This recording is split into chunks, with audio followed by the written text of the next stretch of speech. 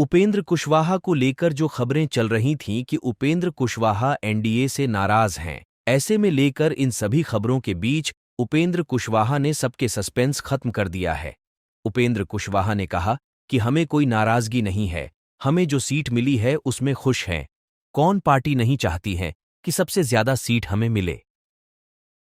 वहीं आगे उन्होंने कहा कि हमें एक लोकसभा सीट तो एक बिहार विधान परिषद की सीट मिली है। उपेंद्र कुशवाहा ने आगे कहा कि हम एनडीए के साथ मजबूती से खड़े हैं और 40 की 40 लोकसभा सीट जीतेंगे। देखिए, जिस तरह की खबर चल रही थी कि उपेंद्र कुशवाहा नाराज हैं, गिला शिकवा है उनके मन में, कुछ भी ऐसा नहीं था।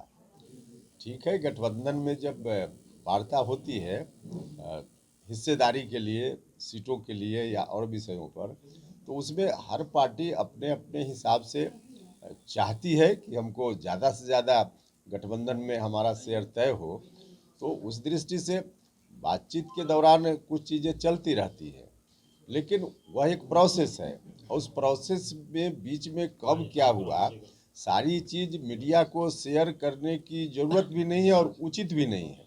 तो इस दृष्टि से जब हम नहीं बोल रहे थे बीच में, तो मेरे बारे में यह भी होता चल रहा था कि चुप हैं, क्या हैं, नाराज हैं, लेकिन वैसी कोई बात नहीं थी। एक स्वाभाविक प्रक्रिया है, जिस प्रक्रिया के तहत बातचीत हो रही थी, बातचीत पूरी हो गई।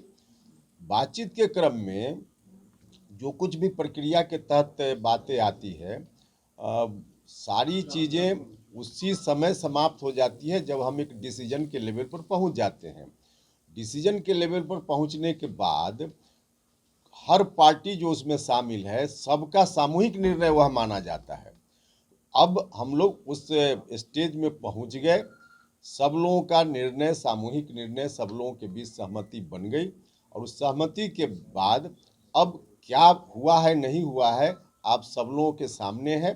अब हम लोगों का जो संकल्प है, उस संकल्प को लेकर जनता के बीच जाना है। 2024 में, इस साल लोकसभा चुनाव के बाद जो सरकार का गठन दिल्ली में होगा, उसमें नरेंद्र मोदी जी को भारत का प्रधानमंत्री बनाना है। यह हम ही लोगों का संकल्प नहीं है, देश और बिहार की जनता चाहती है।